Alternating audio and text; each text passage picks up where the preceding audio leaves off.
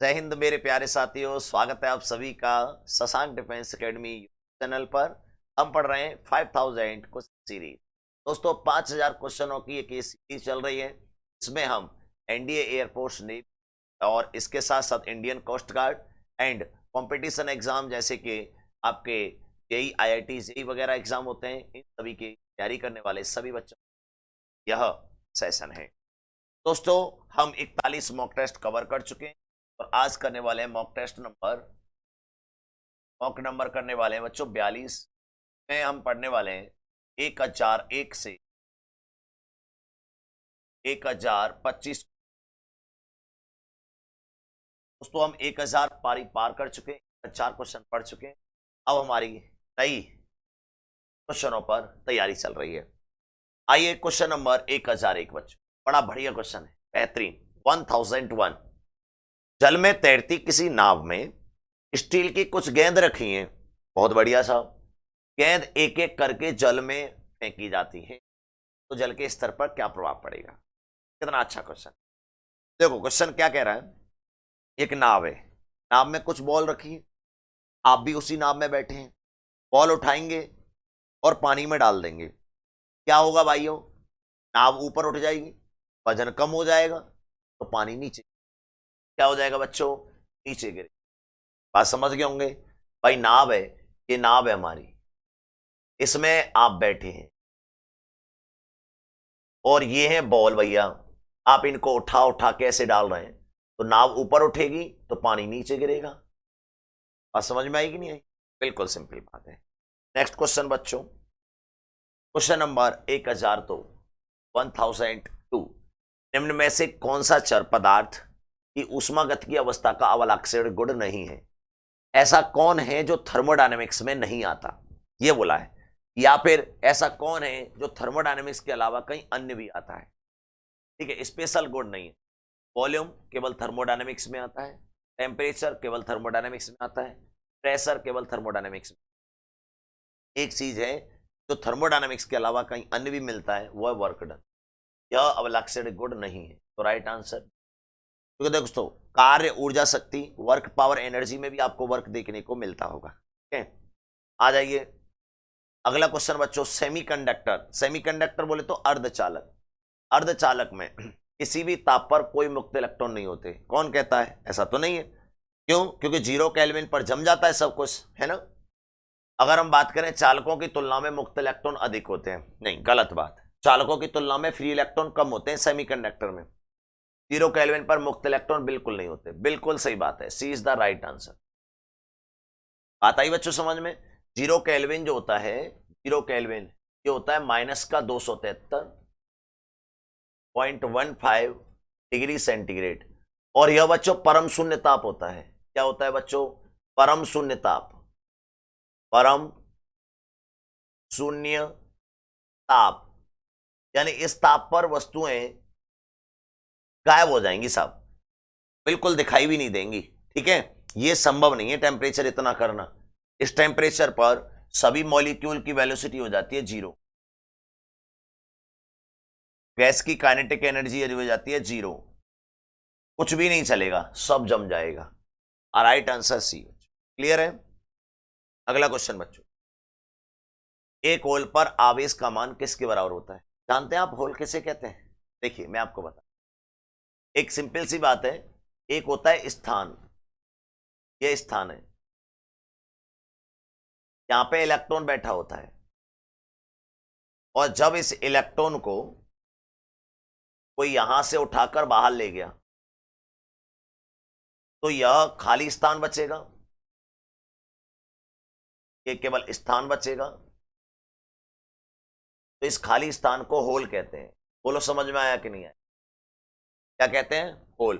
और इस होल पर जो चार्ज होता है इलेक्ट्रॉन पर होता है -1.6 क्रॉस 10⁻⁻⁻19। तो होल पर जो चार्ज होता है वो होता है प्लस का 1.6 क्रॉस 10⁻⁻19।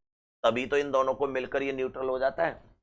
तो होल कुछ और नहीं, इलेक्ट्रॉन का इनिशियल प्लेस होता है, यानी प्रारंभिक स्थान होता है। Initial place of electron is called hole. तो हमसे पूछा गया है होल पर आवेश का मान। बिल्कुल, इसको हम एक नए नाम से भी जानते हैं, क्या नाम से? प्रोटॉन के नाम से भी जानते हैं। तो प्रोटॉन और होल में कोई अंतर नहीं होता बच्चों। प्रोटॉन रेस्टेबल होता है, होल डायनामिक होता है बस। जैसे कि अगर ये स्थान गैस में या लिक्विड में हो तो स्थान भी मूव करेगा, लेकिन अगर ये स्थान किसी सॉलिड वायर में हो तो ये मूव नहीं करेगा, तो इसलिए प्रोटॉन बोल देंगे। इस पर आवेश की मात्रा किसके बराबर होती है? प्रोटॉन के बराबर होती है। पॉजिटिव भी होता है बच्चों एंड वैल्यू भी बराबर होती है। इलेक्ट्रॉन की बराबर होती है तो मैग्नीट्यूड। ठीक है, ध्यान रखिएगा। अगला क्वेश्चन बच्चों, एक व्यक्ति पदार्थ की अधिक मात्रा प्राप्त कहां करेगा? बच्चों ये पूछा है कि व्यक्ति का वेट मैक्सिमम कहां प्राप्त होगा? पृथ्वी के रिलेटिव। देखो आप जानते हैं कि ये पृथ्वी है, पृथ्वी पूर्णतः गोल नहीं है, आप जानते हैं। बच्चा बच्चा जानता है, एलकेजी यूकेजी में पढ़ा दिया जाता है ये बात। बच्चों बात करें अगर हम, जी का मान यहां पर कम होता है और जी का मान मैक्सिमम पाया जाता है पोल पे। किस पे पाया जाता है जी? पोल पर पाया जाता है। तो इसीलिए यहां पर वेट क्या पाया जाएगा? मैक्सिमम पाया जाएगा। पृथ्वी के पोल पर जी का मान मैक्सिमम पाया जाता है, इसीलिए वहीं पर वेट अधिक होगा। तो ध्रुवों पर जी का मान अधिक होने की वजह से पोल पर अधिक वेट मिलेगा।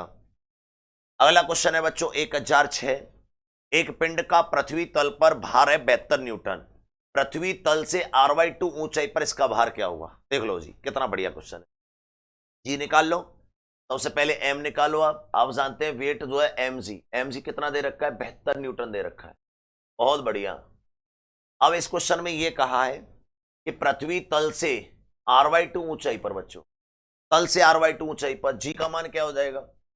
टेस्ट हो जाएगा तो over 1 plus H over R E का होल स्क्वायर। तो होता है बच्चों एच हाइट ऊपर जाने पर के मान में चेंज क्या जाएगा? जी ओवर 1 प्लस, बच्चों एच की वैल्यू कितनी दे रखी है? r/2 दे upon 2 upon R E, R का होल स्क्वायर। बच्चों अगर मैं यहां ध्यान दूं तो जी 1 प्लस 1/2 का होल स्क्वायर बोले तो बच्चों ये हो जाएगा जी प्लस 2 का होल स्क्वायर। और बच्चों ये हो जाएगा 4g/9। ये हमारा एक नया जी होगा, ठीक है जी। तो यहां पर ऊंचाई पर जो वेट हो जाएगा mg डैश, नया वेट हो जाएगा। मैं इसको लिख सकता हूं mg डैश की वैल्यू कितनी आ गई है? 4g/9। तो बच्चों ये हो जाएगा 4/9 इंटू mg। बच्चों mg की वैल्यू कितनी दे रखी है बच्चों? 72। 9 8 72 तो 8 चौक 32। कितना आ जाएगा बच्चों? 32 न्यूटन आ जाएगा। तो जी डैश निकालने के बाद राइट आंसर कर सकते हैं। सिंपल क्वेश्चन था। क्या किया था क्वेश्चन में? रियल वेट 72 न्यूटन था, उसने हाइट पर पूछा था, तो मेरे माइंड में सिर्फ एक ही विचार आया, जी निकाल लो। जी निकालते क्वेश्चन खत्म हो जाएगा। अगला क्वेश्चन 1007। द्रव से भरे हुए किसी बंद पाइप में छेद द्वारा वायु प्रवाहित की जाती है, तब दाब। बहुत बढ़िया क्वेश्चन है। द्रव से भरे हुए किसी बंद पाइप में, कोई भी बंद पाइप है जो लिक्विड से भरा हुआ है, समझना, पाइप में छेद द्वारा वायु प्रभावित की जाती है, वायु आप प्रभावित कर रहे हैं, तो जो दाब होगा, देखो बच्चों ये गैस है और गैस जो प्रेशर डालती है ना वो पूरे ऑब्जेक्ट पर एक समान डालती है। ये है तो किनारों पर बढ़ता है नहीं, नीचे की ओर बढ़ता है नहीं, सभी दिशाओं में बढ़ता है। बिल्कुल सी आंसर एकदम करेक्ट है, सभी डायरेक्शन में एक जैसा बढ़ता है बच्चों। अगला क्वेश्चन बच्चों आपकी स्क्रीन पर आ रहा है 1008। बढ़िया चल रहा है, समझ में आ रहा है कि नहीं आ रहा है? ठीक है। अब एक और क्वेश्चन आया, बर्नौली प्रमेय निम्न में से किसके कंजर्वेशन पर बेस्ड होता है? देखो बच्चों बर्नौली जो थ्योरम है वो है क्या, पहले रियलिटी में ये समझो। एक वैज्ञानिक का नाम है बर्नौली। तो उन्होंने एक ऐसा स्ट्रक्चर बनाई थी, उन्होंने बताया था कि मोटा है तो वहीं गिरेगा और पतला है तो दूर जाएगा। क्या बोला था जी? ना समझे। ये कहा था कि जितना पाइप मोटा होगा लिक्विड उतना वहीं के वहीं टुल टुल होगा, जितना पाइप पतला होगा उतनी लंबी दाल मारेगा। पतला है अंदर जाएगा, मोटा है वहीं रह जाएगा। देखो बच्चों यहां से एंट्री करने वाले लिक्विड की टोटल एनर्जी बाहर निकलने वाले लिक्विड की टोटल एनर्जी के बराबर होती है, जो होती है बर्नौली थ्योरम। क्या बच्चों? तो इसमें एनर्जी कंजर्वेशन लॉ लगता है। क्या लगता है बच्चों? Energy conservation law. यहां से निकलने वाली एनर्जी कौन सी एनर्जी आ सकती है? प्रेशर एनर्जी आ सकती है पीवी, काइनेटिक एनर्जी आ सकती है half M V square, potential energy आ सकती है mgh। ये वाली ऊर्जा टोटल के बराबर होगी, टोटल ऊर्जा कंजर्वेशन लॉ लगता है। चलो अगला क्वेश्चन बच्चों 1009, बहुत बढ़िया क्वेश्चन। बर्नौली थ्योरम ही ले लिया आपके लिए, पर यूनिट वॉल्यूम लिया है, v का भाग देके p plus half rho V square plus rho G H equal to के दे रखा है। अब आपसे बोला है k अपॉन v की डायमेंशन निम्न में से किसके बराबर हो गई, k अपॉन p की डायमेंशन बोला है। तो बच्चों आपसे बोला है k अपॉन p की डायमेंशन, k अपॉन p की डायमेंशन किसके बराबर होगी। बच्चों k और p आमने सामने रखे हैं तो आप जानते हैं कि ये दोनों सेम ही यूनिट होंगी, क्योंकि बराबर के दोनों साइड में सेम फंडामेंटल क्वांटिटीज को ही आमने सामने रखा जा सकता है, समझ रहे ना। अगर ये फंडामेंटल क्वांटिटीज दोनों ही एक जैसी हैं तो इनका कोई भी यूनिट नहीं होगा, कोई मात्रक नहीं होगा, कोई मात्रक नहीं होगा, बात समझे बच्चों। और ना ही इसकी डायमेंशन होगी। तो ऐसा कौन होता है, प्रोडो तो बच्चों थ्रस्ट तो होता है न्यूटन पर मीटर स्क्वायर, थ्रस्ट जो होता है, प्रेशर भी न्यूटन पर मीटर स्क्वायर होता है। एंगल का भी यूनिट होता है बच्चों, एंगल का यूनिट तो होता है लेकिन डायमेंशन नहीं, इसने कहा है विमाएं डायमेंशन, नो डायमेंशन, इसकी कोई विमा नहीं होती, तो वही चाहिए हमें। तो ठीक है, कोण की कोई डायमेंशन नहीं होती, यूनिट तो होती है बच्चों radian and steradian, radian and steradian, पर डायमेंशन नहीं होती, और इसने डायमेंशन ही पूछी, समझे बच्चों, है ना। तो ध्यान रखिएगा डायमेंशन। नेक्स्ट क्वेश्चन बच्चों आपके लिए 1010, बढ़िया क्वेश्चन, देख रहे हैं आप कहां तक पहुंच गए। करत करत अभ्यास के जड़मत होत सुजान, है ना। और लगातार कंटिन्यूटी अगर लगी हुई है तो एक दिन हम 5000 क्वेश्चन पर भी पहुंचेंगे, अवश्य पहुंचेंगे। स्वतंत्रता की कोटि 6 के गैस के अणु के लिए ऊर्जा समविभाजन नियम द्वारा आणविक विशिष्ट ऊष्मा Cv तथा गैस कांस्टेंट R में संबंध होगा। देखिए बच्चों, Cv की जो वैल्यू होती है वो होती है F/2 इंटू R होती है। क्या होती है बच्चों, R अपॉन गामा-1, ये दोनों वैल्यू होती है बच्चों Cv की। अब विशिष्ट ऊष्मा स्पेसिफिक डिग्री ऑफ फ्रीडम कितना दे रखा है, 6 दे रखा है, तो मैं इसको लिख सकता हूं 6/2 इंटू R, तो आंसर कितना आ जाएगा बच्चों, 3R आ जाएगा, R की फॉर्म में बच्चों। तो मेरे पास आंसर आ जाएगा 3R, Cv की वैल्यू आ जाएगी। बहुत बढ़िया है, Cv नाम के लोग भी आपको पता है बहुत ही उल्टे सीधे होते हैं, तो वही Cv है। अगला बच्चों 1011, नेक्स्ट क्वेश्चन 1011, किसी निकाय को प्रदान ऊष्मा की मात्रा वायुवा 35 जूल है तथा निकाय पर संपन्न कार्य, निकाय पर कार्य किया जा रहा है, इसका मतलब नेगेटिव में, ठीक है, 15 जूल है, तब निकाय की आंतरिक ऊर्जा में परिवर्तन होगा। बहुत बढ़िया है, थर्मोडायनामिक्स का फर्स्ट लॉ लगा दो। किसी वस्तु को दी गई ऊष्मा उसके द्वारा आंतरिक ऊर्जा में वृद्धि कर देती है तथा कार्य करने में खत्म हो जाती है, कार्य करने में खत्म होती है। लेकिन इसने कहा है किसी निकाय को दी गई ऊष्मा 35 जूल, आंतरिक ऊर्जा में वृद्धि देखनी है, लेकिन इसने कहा है संपन्न कार्य, निकाय पर संपन्न कार्य। तो सिस्टम पर कार्य करोगे ना आप तो नेगेटिव आता है बच्चों, सिस्टम के द्वारा वर्क होगा तो पॉजिटिव होता है। ये होता है बच्चों 15, तो ये आ जाएगा आपके पास 35 प्लस 15, इधर आ गया तो डेल्टा यू, तो बच्चों डेल्टा यू की वैल्यू आ जाएगी 50 जूल। कितनी आ जाएगी बच्चों, 50 जूल। राइट आंसर डी, इसमें 6 ऑप्शन दे दिए आपके लिए, ठीक है। तो ये बात ध्यान रखेंगे, बढ़िया क्वेश्चन था थर्मोडायनामिक्स के फर्स्ट लॉ के बेस पर। अब क्वेश्चन आ गया बच्चों हमारे पास 1012, आइडियल गैस की आंतरिक ऊर्जा निर्भर करती है, आइडियल गैस है कोई, उसकी इंटरनल एनर्जी किस पर डिपेंड करती है। देखो बच्चों 3 चीजें होती हैं आपके पास, delta Q, delta U plus W. अगर हम इनकी डिपेंडेबिलिटी देखें तो जो डेल्टा क्यू है वो लेने और देने पर डिपेंड करता है, लेने और देने पर। अगर ये लेगा तो बच्चों ये नेगेटिव, और अगर ये देगा तो बच्चों ये पॉजिटिव। डेल्टा यू टेम्परेचर पर डिपेंड करता है, टेम्परेचर बढ़ा तो ये पॉजिटिव और टेम्परेचर घटा तो ये नेगेटिव। बच्चों वर्क डन वॉल्यूम पर डिपेंड करता है, वॉल्यूम बढ़ा तो ये पॉजिटिव, वॉल्यूम घटा तो ये नेगेटिव। अब इनमें से कोई ना कोई एक क्वेश्चन अवश्य आता रहता है, ध्यान रखिएगा। अब आज पूछा है आपसे इंटरनल एनर्जी किस पर डिपेंड करती है, टेम्परेचर पर, किन टेस्ट पर, टेम्परेचर। इंटरनल एनर्जी टेम्परेचर पर डिपेंड करती है बच्चों। बहुत अच्छा क्वेश्चन, इसको नोट कर लेना ढंग से। अगला क्वेश्चन बच्चों 1013, एक कण की गति का समीकरण दे रखा है। ये गति का समीकरण है। लास्ट मॉक टेस्ट में भी क्वेश्चन मैंने ऐसा ही आपको कराया था जिसका 300 आंसर आया था। कण का अधिकतम वेग होगा मैक्सिमम वेलोसिटी। बच्चों मैक्सिमम वेलोसिटी जो होती है वो रहती है A omega, amplitude into angular velocity. तो ए ये रहा, ओमेगा ये रहा। Right answer equal to A. कुछ और होता तो यहां से कंपेयर करके लगाते हैं। अगला क्वेश्चन बच्चों 1014, एक सरल लोलक का आवर्तकाल टी है। बहुत बढ़िया। यदि लोलक की लंबाई 21% बढ़ा दें, ठीक है, तो टाइम पीरियड कितना परसेंट बढ़ जाएगा? टाइम पीरियड का फॉर्मूला लगाओ, परसेंटेज के अकॉर्डिंग उसको प्रोपोर्शनल से कैलकुलेशन करके आंसर दो। टाइम पीरियड का फॉर्मूला पता होगा, टी बराबर 2 pi under root L upon, इसका है बच्चों सरल लोलक का, एल अपॉन जी। तो यहां से आपको पता चल रहा है T proportional to root L है। अब मेरे को देखना है T1 अपॉन T2 बराबर root L1 upon root L2। मैंने रूट L1 को मान लिया 100, L2 कितना हो जाएगा 121। समझदार हैं आप? 21% बढ़ा दी मैंने, L1 को मान लिया 100, L2 कितनी हो जाएगी L1 प्लस 21 कितनी हो जाएगी 121। 21% बढ़ाने का मतलब बच्चों ये कितना हो जाएगा 10, 21 का हो जाएगा 11।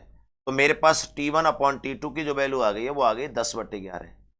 आपको परसेंटेज में आंसर निकालना है तो T1 को 10 मान लो और T2 को क्या मान लो 11। परसेंटेज चेंजिंग होती है T2 minus T1 upon T1 cross 100, ऐसे निकालते हैं परसेंटेज चेंजिंग। बच्चों T2 कितना है 11 माइनस T1 10/10 क्रॉस 100, तो ये हो जाएगा 100 अपॉन 10, कितना आ जाएगा 10%। बहुत अच्छा क्वेश्चन रहा बच्चों, ऐसे क्वेश्चन आते हैं। ए इज द राइट आंसर। ठीक है भाई, थोड़ा पानी दे दो दोस्त। चलो, ऐसे क्वेश्चन ध्यान रखिएगा, बहुत अच्छे क्वेश्चन होते हैं, अच्छी कैटेगरी में आते हैं। अगला क्वेश्चन बच्चों आराम से, अगला क्वेश्चन 1015, बहुत अच्छा क्वेश्चन, मेरा फेवरेट। चित्र में दिखाया गया द्रव्यमान m सरल आवर्त गति कर रहा है जिसका आयाम a है, तो बिंदु P का आयाम होगा। बच्चों ये पूछा है सिर्फ आपसे कि P किस डिस्प्लेसमेंट को ले रहा है। मान लो ये डिस्प्लेसमेंट x1 ले रहा है, ये आपको x2 ले रहा है, और ये ले रहा है a का वैल्यू आ जाएगा x1 प्लस x2। बच्चों फोर्स तो दोनों पे सेम लगेंगे, सेम स्प्रिंग है, तो आप जानते हैं F1 बराबर F2। निकालना क्या है आपको, x1 निकालना है, ये है क्वेश्चन। तो बच्चों F बराबर होता है kx, तो k1 x1 बराबर k2 x2। ठीक है, यदि अगर हम यहां से देखें ध्यान से तो k1 x1 k2 x2 की जगह मैं वहां से लगा सकता हूं, तो बच्चों क्या लगा सकता हूं, a माइनस x1 लगा सकता हूं, और यहां से आ जाएगा k1 x1 बराबर k2a माइनस k2 x1। बच्चों अगर मैं यहां से ध्यान दूं तो ये इधर आ जाएगा k1 x1 plus k2 x2 बराबर k2 इंटू ए। बच्चों यहां से मैं अगर x1 को कॉमन ले लूं तो k1 प्लस k2 आ जाएगा, और ये आ जाएगा बच्चों k2 इंटू ए। यहां से बच्चों अगर मैं ध्यान दूं तो ये x1 मेरे पास निकल के आ जाएगा जो मैं चाह रहा था कैलकुलेशन से, ये आ जाएगा बच्चों k2a बटे k1 प्लस k2। ये मेरे पास x1 की वैल्यू आ गई, तो मेरे पास आंसर आ गया बच्चों दिल्ली। क्या आ गया, दिल्ली आ गया। ऐसे क्वेश्चन आते हैं तो ध्यान रखना, इसे कुछ खास नहीं किया, फोर्स बराबर होते हैं, वहां से k1 x1 कर लिया और ये वैल्यू लगा दी, आंसर। अगला क्वेश्चन 1016, एक कण क्षैतिज वृत्त में अचर चाल से गति करता है, तो इसके लिए अचर होगा, क्या चीज रहेगी? एक बात बताओ, ये वृत्त है, इसमें अगर आप कांस्टेंट स्पीड से मूव कर रहे हैं, आपकी स्पीड क्या है, कांस्टेंट है, तो बच्चों लेकिन डायरेक्शन कांस्टेंट नहीं है। अगर वेक्टर को देखें तो ये कांस्टेंट नहीं, नोट कर दिया, क्योंकि डायरेक्शन बदल रही है। तो जितनी भी वेक्टर वाली चीजें होंगी वो कांस्टेंट नहीं हो सकती, स्केलर कांस्टेंट हो जाएंगी। वेलोसिटी वेक्टर होता है, नहीं होगा, वेलोसिटी वेक्टर होता है, नहीं होता, एक्सेलेरेशन वेक्टर है, नहीं होता, काइनेटिक एनर्जी हो जाए, ये नहीं होता। काइनेटिक एनर्जी हो जाएगी क्योंकि यह स्केलर है, यह सदिश है। बात आई बच्चों समझ में? क्या है ये दोस्तों? सदिश है। ऐसा क्वेश्चन आता है तो ध्यान रखिएगा। अगला क्वेश्चन बच्चों 1017 आहे। क्या बात है, बढ़िया क्वेश्चन है, सोच समझ के आंसर दीजिएगा दोस्त। क्वेश्चन दे रखा है 19.6, बहुत बढ़िया।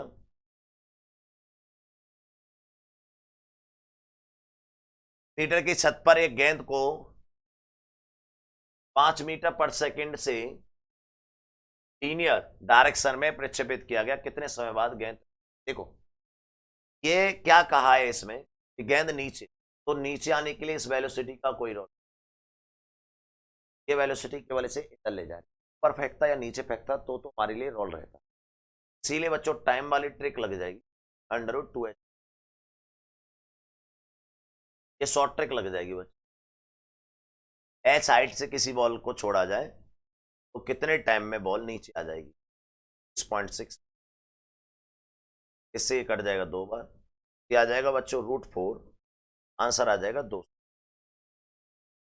क्या आ जाएगा बच्चों? 2 सेकेंड आंसर आ जाएगा।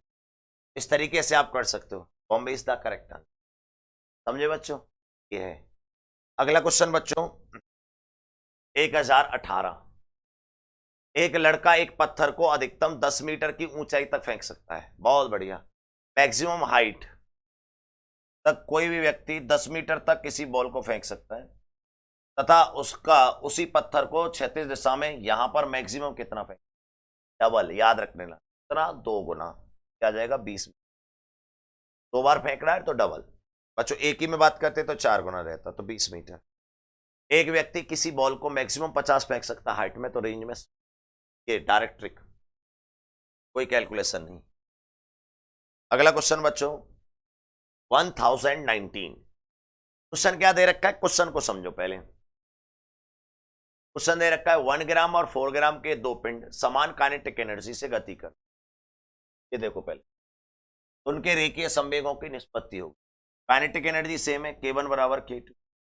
ये आ जाएगा बच्चों P1 स्क्वायर अपॉन 2m1 बराबर P2 स्क्वायर अपॉन 2m2। जो काइनेटिक एनर्जी होती है, काइनेटिक एनर्जी जो होती है वो अपॉन 2m। समझ रहे हैं बच्चों आप? तो यहां से आपसे ये बोला गया है 2 से 2 कट जाएगा, P1 अपॉन P2 का होल स्क्वायर जो है वो दे रखा है आपके पास m1 अपॉन m2, और m1 कितना दे रखा है बच्चों? 1 ग्राम, m2 4, तो आपके पास आ जाएगा P1 अपॉन P2 बराबर रूट में 1/4, आंसर आ जाएगा 1:। ऐसे क्वेश्चन बहुत अधिक मात्रा में देखे जाते हैं एग्जाम में, ध्यान रखना है ऐसे क्वेश्चन। अगला क्वेश्चन बच्चों आपके लिए 1020, 1020। अप्रत्यास्थ संघट्य। अप्रत्यास्थ संघट्य का मतलब होता है जिसमें इलास्टियन कोएफिशिएंट 1 होता है, में संरक्षित क्या रहता है, क्या चीज कंजर्वेटिव रहती है, ये बोला है आपसे। देखो बच्चों मोमेंटम तो हमेशा कंजर्वेटिव रहता है, अप्रत्यास्थ में एनर्जी का लॉस होता है, इसमें ऊर्जा में हानि होती है, ध्यान रखिएगा। एनर्जी में लॉस होता है, लेकिन मोमेंटम P1 बराबर P2। क्या चीज कंजर्वेटिव रहती है? अगला क्वेश्चन बच्चों नेक्स्ट, उपग्रह में बारीकता का कारण है। बच्चों एयरफोर्स पूछा गया है, ये लास्ट टाइम 2023 तो पेपर आया था, ठीक है। एयरफोर्स में अग्निवीर पूछा गया था और ये कई बार आ चुका है पहले भी। बारीकता का कारण बच्चे बहुत से करा देते हैं zero gravity, this is not possible, ऐसा तो संभव ही नहीं। द्रव्यमान केंद्र ऐसा नहीं, उपग्रह की सतह द्वारा शून्य प्रतिक्रिया यानी zero reaction force by satellite surface, यानी कि पृथ्वी से अगर किसी को रिएक्शन ना मिले तो उसको जीरो ग्रेविटी बोल सकते हो, लेकिन जीरो ग्रेविटी है नहीं, ठीक है बच्चे। तो सी आंसर। कोई सैटेलाइट जो होता है ना, ये पृथ्वी है तो सैटेलाइट के चारों ओर, पृथ्वी के चारों ओर कोई सैटेलाइट मूव कर रहा है, इसमें कोई भी व्यक्ति अगर बैठा है तो उसको रिएक्शन नहीं मिलेगा, प्रतिक्रिया नहीं मिलेगी, न्यूटन का थर्ड लॉ एप्लीकेशन नहीं लगाएगा, तो इसलिए उसमें वेट नहीं है। अगला क्वेश्चन गुरुत्वाकर्षण बल है। देखो ग्रेविटी फोर्स हमेशा आकर्षी होता है, आकर्षी, यह बच्चों हमेशा आकर्षी होता है, यह हमेशा स्त्रीवैध तो संरक्षी असंरक्षी बल। अच्छा, आकर्षी तो ऑप्शन ही नहीं देता। एक होता है कंजर्वेटिव और नॉन कंजर्वेटिव। कंजर्वेटिव कौन होते हैं? जो पथ पर निर्भर नहीं करते, जो पथ पर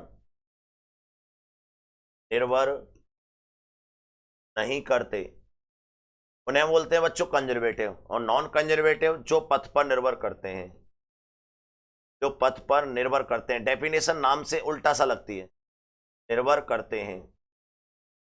और जो पथ पर निर्भर करते हैं बच्चों, जैसे घर्षण,